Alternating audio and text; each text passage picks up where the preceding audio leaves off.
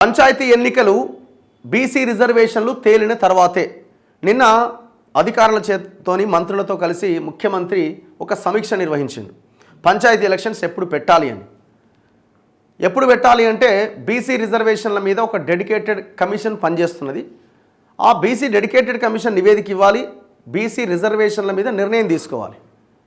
ఎందుకు బీసీ రిజర్వేషన్లు? బీసీ రిజర్వేషన్లని గత కేసీఆర్ గవర్నమెంట్ హయాంలో 35% అనే రిజర్వేషన్లు 18-23% తగ్గించిండు. ఇది చాలా మోసం, దుర్మార్గం. బీసీల నోట్లో మట్టి కొట్టింది ఆ పార్టీ, ఆ కుటుంబం. దాని తర్వాత కాంగ్రెస్ మేనిఫెస్టోలో పెట్టింది, మేము స్థానిక సంస్థల్లో 42% బీసీల రిజర్వేషన్లు వరకు పెంచుతాం, 25,000 మంది బీసీలని నాయకులను తయారు చేస్తామని చెప్పింది. సో ప్రజలు కూడా మీరు బీసీ రిజర్వేషన్లు తేల్చేదాకా ఎలక్షన్స్ పెట్టొద్దు అని ముక్త కంఠంతో ప్రజల్లో ఒక పెద్ద నినాదం బయలుదేరింది. ఒకవేళ కనుక మీరు ఎలక్షన్స్ పెడితే మీ పని అవుట్ అనే స్థాయిలో చర్చ జరిగింది. దీంతో బీసీ డెడికేటెడ్ కమిషన్ రాష్ట్ర ప్రభుత్వం వేసింది. ఇంకోవైపున కులగణన సర్వే కూడా నిర్వహించింది. ఎవరి జనాభా ఎంత, ఎవరికి ఎంత వాటా దక్కాలి అనే దాని విషయంలో రాజకీయ ఆర్థిక సర్వే అని ఒకటి స్టార్ట్ చేశారు.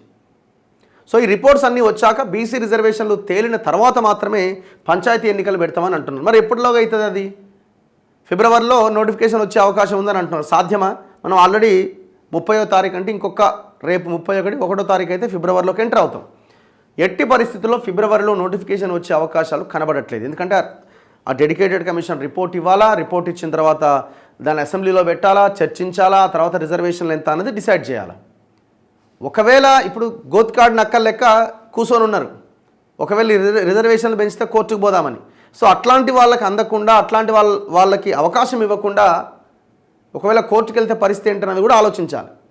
మరి ఇదంతా ప్రాసెస్ జరగాలంటే ఇంకా సమయం పట్టే అవకాశం ఉంది. అందుకే ఈ సర్పంచ్ ఎలక్షన్స్కి అప్పుడు ముందుగా సర్పంచ్ ఎలక్షన్లకు సంబంధించి చాలామంది ఎవరైతే ఆశావహులు అభ్యర్థులు ఉన్నారో, కొంత ఆర్థికంగా బలంగా ఉన్న వాళ్ళు ఒకటే ఖర్చు పెడుతున్నారు. జేబులు ఖాళీ చేసుకోకూరు నాయన, ఈ తాగుడుకు దానికి దీనికి ఖర్చు పెట్టకూరు, అనవసరంగా మీ జేబులు ఖాళీ అయిపోతాయి. ఇప్పట్లో ఎలక్షన్స్ వచ్చే అవకాశాలు అంతగా కనబడతలేవు. ఫిబ్రవరి 2 నాటికి సబ్ కమిటీకి కుల సర్వే నివేదిక, ఎప్పుడు ఫిబ్రవరి 2వ తేదీ నాటికి. ఆ వెంటనే మంత్రివర్గ సమావేశం, నివేదిక పైన చర్చ, అనంతరం అసెంబ్లీలో తీర్మానం. బీసీ రిజర్వేషన్లను పెంచుకునే అవకాశం ఇవ్వాలని కేంద్రానికి వినతి. దేశానికే ఆదర్శంగా నిలిచిన సర్వే రేవంత్ రెడ్డి. టీటీడీ తరహాలో యాదగిరిగుట్ట దేవస్థానం బోర్డు ఏర్పాటుకు వేగంగా చర్యలు తీసుకోవాలి అన్న ముఖ్యమంత్రి. సో తిరుమల తిరుపతి దేవస్థానం లాగే ఇక్కడ కూడా యాదగిరిగుట్ట బోర్డు ఒకటి ఏర్పాటు చేస్తున్నాడు. దానికి ఒక చైర్మన్, పాలక మండలి ఒకటి ఉంటుందన్నమాట. రాష్ట్రంలో పంచాయతీ ఎన్నికలు బీసీ రిజర్వేషన్లు తేలిన తర్వాతే జరగబోతున్నాయి. ఇందుకోసం రాష్ట్ర ప్రభుత్వం చేపట్టిన సమగ్ర కుల సర్వే వివరాల ముసాయిదా సర్వే 2 రోజుల్లో ప్రభుత్వానికి అందబోతున్నది. అనంతరం పూర్తి నివేదికను క్యాబినెట్ సబ్ కమిటీకి ఫిబ్రవరి 2వ తేదీ నాటికి అధికారులు అందజేస్తారు. ఆ వెంటనే సబ్ కమిటీ సమావేశమై ఆ నివేదిక మీద చర్చిస్తుంది. ఆ పైన రాష్ట్ర మంత్రివర్గం భేటీ అయి ఈ బీసీ రిజర్వేషన్ల అంశంపైన చర్చించి నిర్ణయం తీసుకుంటుంది.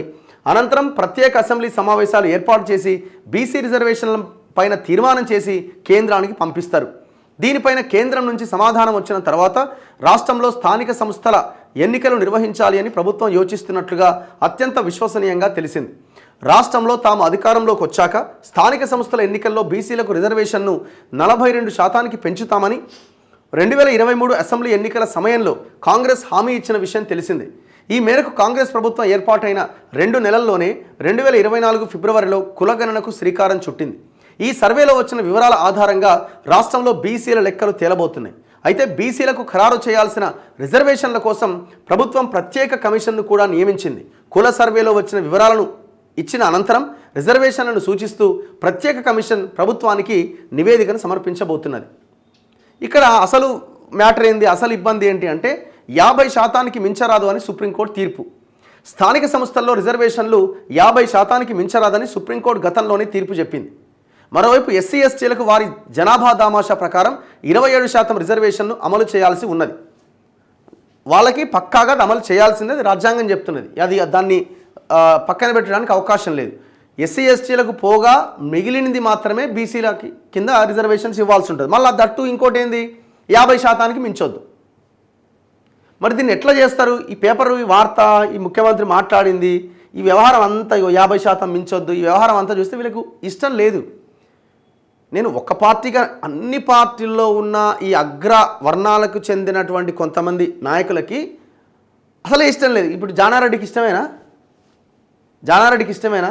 ఉత్తమ్ కుమార్ రెడ్డికి ఇష్టమేనా? రేవంత్ రెడ్డికి ఇష్టమేనా? పొంగులేడికి ఇష్టమేనా? ఈ రిజర్వేషన్లు పెంచిన కారణంగా ఏమవుతుంది? అక్కడ బీసీలు, ఇంకొక వైపున ఎస్సీలు ఎస్టీలు వాళ్ళే పోటీలో ఉంటారు. వీళ్ళకేముంది, అసలు గ్రామ స్థాయిలో మనదే అధికారం ఉండాలి కదా, మన వర్గాలదే అధికారంలో పవర్ ఉండాలి కదా అన్నది వీళ్ళ ఆలోచన. వీళ్ళు ఓపెన్గా స్టేట్మెంట్సే ఇచ్చారు కదా, మన చేతిలోనే అధికారం ఉండాలి అని. ఇప్పుడు 50% మించొద్దు, 50% మించొద్దు అంటారు.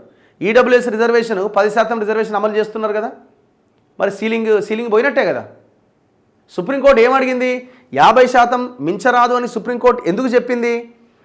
వితౌట్ సైంటిఫిక్ డేటా, మీరు ఎలాంటి సైంటిఫిక్ డేటా లేకుండా ఏ రకంగా రిజర్వేషన్స్ని అమలు చేస్తారని కోర్టు క్వశ్చన్ చేసి 50% సీలింగ్ పెట్టింది. మరి ఆ 50% సీలింగ్ ఈడబ్ల్యూఎస్ 10% రిజర్వేషన్తో ఎత్తేసినట్టే కదా. ఇంకెక్కడుంది 50% సీలింగ్ అన్నది? ఇప్పుడు వీళ్ళు రాష్ట్ర అసెంబ్లీలో ఆమోదం చేసి కేంద్రానికి పంపించి ఇక కేంద్రం తెలుసాలి, ఇక మనకేముంది చెప్పురా అని వీళ్ళు తనుకోవడం సరిపోద్దేమో.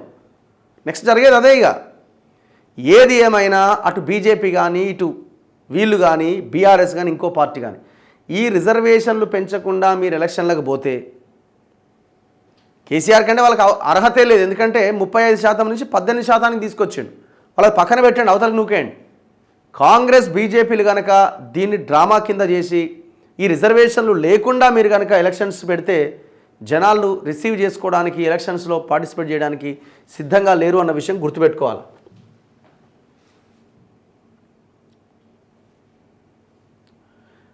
ఆ వివరాల ఆధారంగా బీసీలకు 42% రిజర్వేషన్ అమలు చేయాలంటే మొత్తం రిజర్వేషన్లు 50% పరిమితిని దాటాల్సి ఉంటుంది.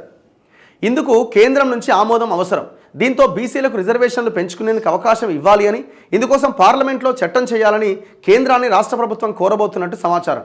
ఒకవేళ ఈ విజ్ఞప్తిని కేంద్రం అనుమతించకపోతే స్థానిక సంస్థల్లో రాష్ట్ర ప్రభుత్వ వైఖరి ఉంటుందన్నది చర్చనీయాంశంగా మారింది. అంటే ఎట్లా ఉంటుందన్నది. పాత పద్ధతిలోని ఎన్నికల నోటిఫికేషన్ ఇచ్చి కాంగ్రెస్ పార్టీ పరంగా బీసీలకు 42% టికెట్లు ఇస్తుందా, లేక ఇతర మార్గాలు అన్వేషిస్తుందా అన్నదానిపైన స్పష్టత రావాల్సి ఉన్నది. సరే, అట్లా చూద్దాం. ఒకవేళ అదేమైనా సాధ్యమైద్దా? దానివల్ల ఇంకా మోసం అవుతుంది. ఇప్పుడు వీళ్ళు ఏమంటున్నారంటే, వీళ్ళు రాష్ట్ర అసెంబ్లీలో ఆమోదించి కేంద్రానికి పంపిస్తారు. కేంద్రము చట్టం చేస్తుందా? సమావేశాలను ఏర్పాటు చేసి పార్లమెంట్లో చట్టం చేసి రిజర్వేషన్లు అమలు చేసుకోవడానికి చట్టం చేసే ఇది ఉన్నదా వాళ్ళకి? వాళ్ళు 4 రోజులు తన్నుకుంటారు. ఆయన అంటాడు, ఆయన ఈయన అంటాడు. ఇది అయిపోగానే మరి ఏం చేయాలి? మధ్య మార్గంగా ఇక చూసిర్రా, మేము కులగణన చేసినాం, కమిషన్ వేసినాం, అసెంబ్లీలో తీర్మానం చేసినాం, పంపించినాం, వాళ్ళు చేయలేకపోతున్నారు, మేమేం చేయాలని అనే కాడికి తీసుకొస్తారు. తీసుకొచ్చి ఏమంటున్నారు? కాంగ్రెస్ పార్టీ తరపునే బీసీ అభ్యర్థులను పెడతాం 42% అంటున్నారు. ఇప్పుడు నువ్వు బీసీ అభ్యర్థిని పెట్టిన దగ్గర బీఆర్ఎస్ ఆయన బీసీని ఎందుకు పెడతాడు? బీజేపీ ఆయన బీసీని ఎందుకు పెడతాడు? నువ్వు బీసీ పెట్టనైన దగ్గర ఆయన బీసీని పెడతాడు. దానివల్ల బీసీలు కొంత ఆర్థికంగా బలంగా ఉన్న బీసీలు మొత్తం ఉన్న జేబులని ఖాళీ చేసుకోవాల్సిందే. దీనివల్ల ఇంకొక మోసం జరుగుతుంది.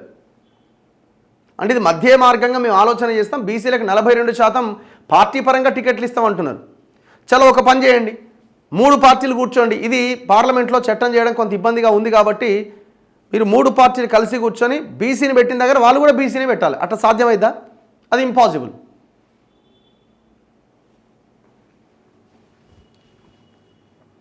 సో ఇట్లా ఏదేమైనా ఈ ఎలక్షన్ అన్నది కొంత మరింత చర్చకు దారితీస్తుంది. రాబోయే రోజుల్లో మరింత ఒక యుద్ధానికే దారితీసే అవకాశాలు అయితే కనబడతా ఉన్నాయి. ఏం జరుగుతుంది అన్నది చూడాలి. ఏముండదు, వీళ్ళు చాట్ల తౌడు పోసి తన్నుకునేలాగా చేస్తారు. లాస్ట్కి వర్గీకరణ ఎట్లా చేస్తున్నారు? మొత్తం అది ఒక యుద్ధంలాగా తయారైపోయింది. అది చేయాల్సిందే, ఇది చేయాల్సిందే.